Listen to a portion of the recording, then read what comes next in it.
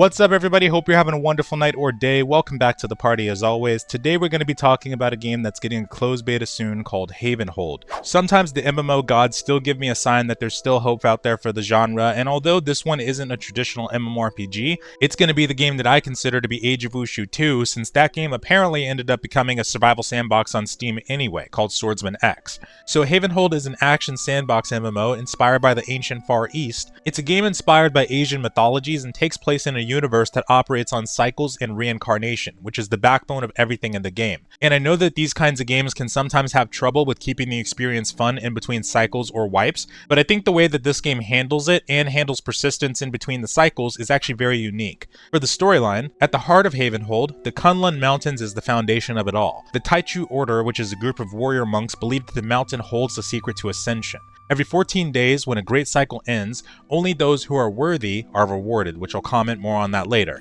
In this game, we play as a warrior monk who's awakening at the start of a new cycle. We discovered that we have this ability known as spirit binding, which allows us to bind with primordial spirits to use their raw transformative powers. In the recent game overview they did, we can see characters who are capable of utilizing fire magic, ice magic, the power of water, and the power of wind, but there's also melee-based primordial spirits as well, it appears. Each cycle, our character is capable of activating multiple spirit binds from different primordial spirits, and the combat skills of these primordial spirits are obtained through ability scrolls, which are scattered through dungeons, ruins, sacred temples, places crawling with mobs who have lost favor of the Kunlun Mountain. Alongside being able to choose primordial spirits we make use of, we're also capable of customizing our combat skills to best match our playstyle.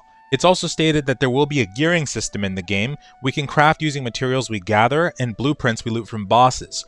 The game also features a player-driven economy on top of this, which I'm very interested to see how it plays out in a 14-day wipe cycle. From reading through the Discord and the website, in the previous playtest you were capable of taking any primordial form whenever you wanted, and you could bind the transformation to your keybinds. That system has now been further built to have active durations for how long you can spirit bind to be in a primordial avatar. Every time your monk levels up, you'll gain spirit binding points. These points can be allocated towards mastering different primordial avatars, and not only does the mastery increase the active duration of the form significantly, but is also a prerequisite for unlocking new combat skills. And apparently to transfer between the forms, you also have to be out of combat. The game overview continues by talking about the good amount of time the team has spent designing and fine-tuning the combat in Havenhold. They're not done yet, it's a work in progress, but the goal is to make the combat fast, fun, and smooth. They want us to experience epic battles and intense PvP while still feeling free and agile as we move. For example, they use half-body animations so we can move freely while attacking. We can also dodge, jump, double jump, and even walk on air to outmaneuver our enemies. Heavy attacks come in different forms, such as jumping heavy strike or rolling heavy strike, which I really love the animation of. On top of this, there are advanced mechanics too, such as blocking stances and parries. There even appears to be some directional blocking involved. Combining all of this with unique ability combos allows us to get a system that is easy to learn but has a lot of depth for players who want to master it.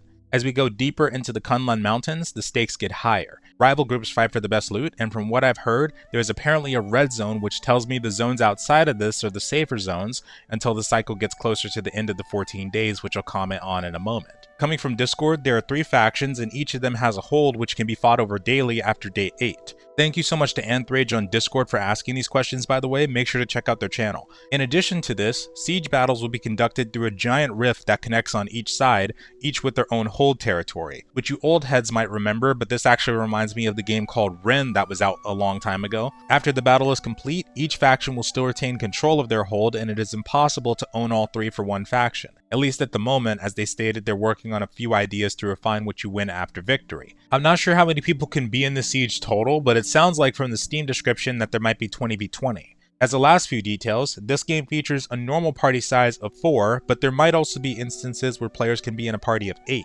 I would imagine this will be a thing during sieges, or you'll be in a 20v20 group. You might also be wondering how they can effectively combat zerging in the overworld, but I also read that there will be and is currently friendly fire, so blobbing will probably not be recommended. In the previous test, there were only 3 out of the 7 existing primordials available, but I'm not yet sure if there will be more in this test. During the first 8 days of the cycle, the sieges aren't open, so only events in the open world will happen during that time, and PvP, like I mentioned before, will likely only take place in certain areas. Chests and bosses primarily drop manuscripts, blueprints, and materials. They do not drop fully crafted gear. Manuscripts are used to craft ability scrolls, while blueprints are used to craft gear. Both are highly valuable items. Beyond that, you need to craft consumables and raw materials need to be refined before they can be used in crafting. As for durability, gear that loses durability from death can be repaired. However, repairing it will reduce the maximum durability. To fully recover the maximum durability, you need to quote-unquote immortalize the gear. Persistence between cycles is also a key part of Havenhold's design. While your level and XP progression resets every 14 days to keep things fair for new players, there are plenty of persistent elements that carry over. Items and cosmetics all roll over to the next cycle, giving returning players a slight edge without creating an unfair gap. However, the highest tier gear will still have certain level or attribute requirements. Achievements, titles, and group victories in different cycles play into the larger world context, with alliances and rivalries carrying weight across cycles. Discovering new spirit binds, which is the primordial avatar transformation, is persistent for your character, but choosing which ones to awaken and master each cycle is up to you. You will need to strategize on how to allocate the spirit binding points that you gain every time you level. They've intentionally kept the level cap low, level 15, to ensure that progression feels meaningful but accessible in each cycle, which allows permanence in other areas like gear and reputation. They feel that it's very important that newcomers for the game have a sense of balance and that catching up isn't all that hard. Their vision is that the approach can bring a balance for newcomers while providing depth and reward for veterans. And with that, that's all for now, folks, but let me know what you thought about the introduction for this game in the comments below. I can't wait to do the playtest, and I'm going to try to go live at midnight tonight. Have a great rest of your day, folks, and farewell.